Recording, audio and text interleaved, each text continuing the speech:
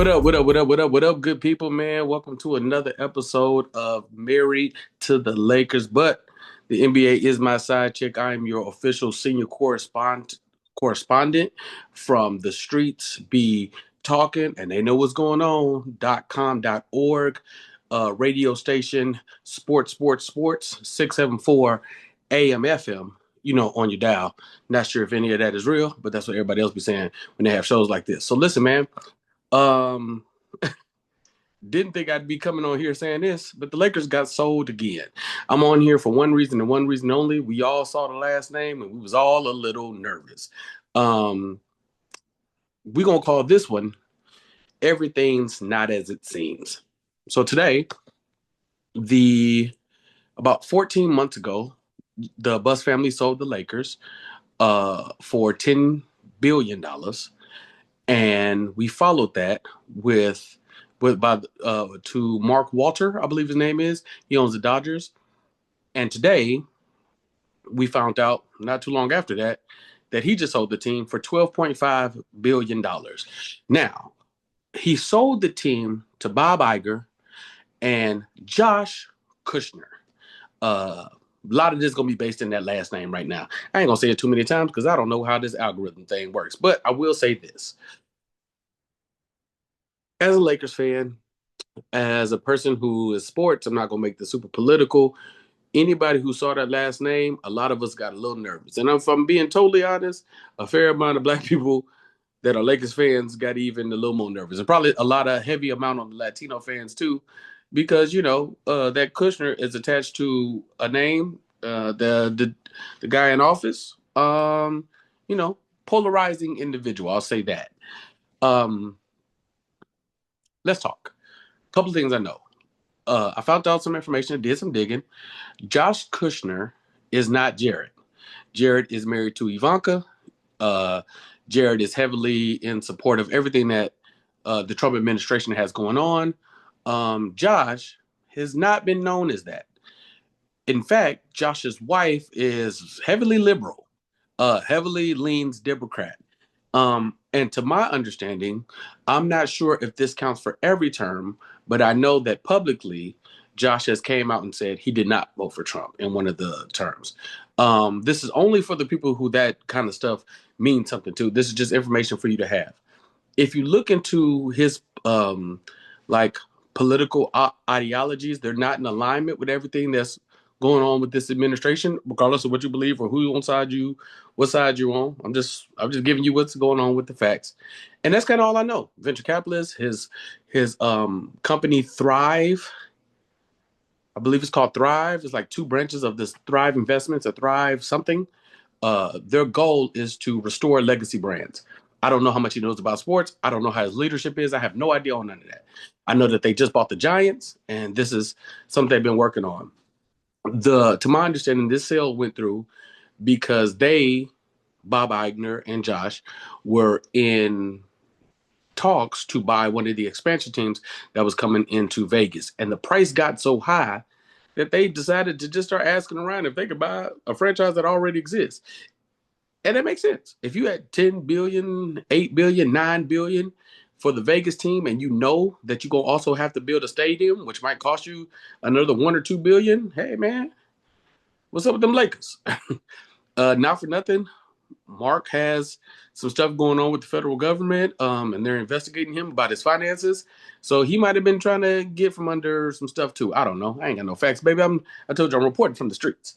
But I will tell you this. Bob Iger. Bob Iger. I don't know Bob Iger like that. But I tell you what I do know.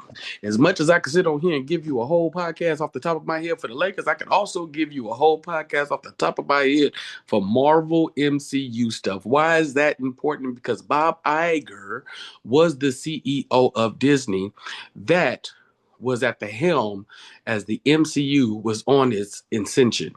Like as it was on its rise, he was at the helm. Why is that important?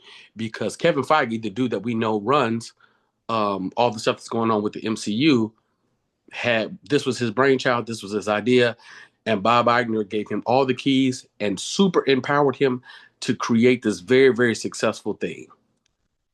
Why is that important? Because when Bob Iger left Disney, somebody else came in. I'm trying to remember his name. It's failing me right now.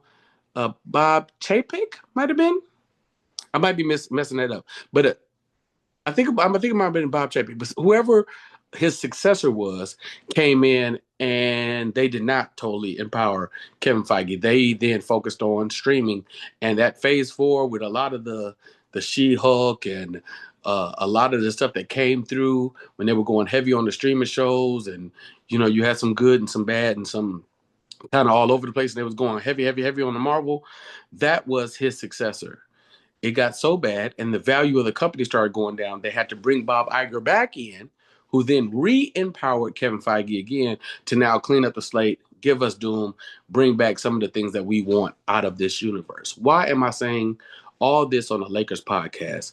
Because that's the only thing I know about Bob Iger is he is not afraid to empower people that he believes are capable of doing the job. He believed in Kevin Feige. Kevin, if you know what you're doing, then I'm entrusted to you to see if this is going to go right, and if it's going right, then I'll come back and I'll give you more power within that world, and I won't get in your way. If he takes that approach to basketball, i.e., stepping out of the way for stuff that he don't know or the basketball things that he's not aware of, if things are going good and he don't rock the boat, rock the ship, stay out of the way, I like it. I like it a lot. I'm all for it. Now, how much power is he going to have versus Josh, and how much back and forth clashing will they have since it is two people at the helm and not one solo decision maker? I got nothing. We all in this together. I got nothing. But I know Bob Iger's super cool with Chris Paul. I know that at one point in time, Bob Iger was going to run for president, and he was going to run Democrat. Also, so just putting it out there because that Christian name has whatever vibration it has with everybody. But these are just things that you should know. So, Lakers fans, that's all I got for you, man. That's just some information I found out. I had done a little bit of research. I've been looking around trying to see what was going on because I'm just as confused and shocked as y'all. I know if y'all like me, y'all don't care nothing about none of that. As long as the team is good, as long as the front office is doing what they're doing, as long as they're supporting the team, and we winning games and we're on our way to winning the championship, that sounds like a win for me. I ain't gonna be on here long, man. I gotta go catch a flight. Yeah. Make sure I covered everything. I feel pretty good. So the new owners of the team, Bob Wagner, Josh Kushner. You guys got more information now about how Josh moves. You got some information about how Bob Iger, a little insight to how he thinks as a heavy, heavy, heavy MCU fan. I remember when Kevin took over the MCU. I remember how it felt when Bob Iger was there, and I remember how it felt when he left, and I did not like it. And when he came back, I was happy again. So that's all I got. I think we're all flying blind, but that's the only reference point I have for his leadership. And I ain't seen nobody else talk about that. And that's why I have a show. Thank you guys, man. Please like, subscribe, check out this episode. Um, you know, maybe we'll call it, what should we call this episode? The Disney-fication of the Lakers. Lakers meets Avengers. Um, Lakers meets MCU. How the MCU affects the Lakers. How the MCU could tell us about the future of the Lakers. I like it. All right, that's it, you guys. Thank you. Appreciate y'all for tuning in. Like, comment, subscribe, share with a friend. Leave some stuff in the comments, man. And if you're not, check out the podcast, Killing It. Check me out on the road. I'm about to start touring again soon. It's your boy BT Kingsley. I'm in your city. Love.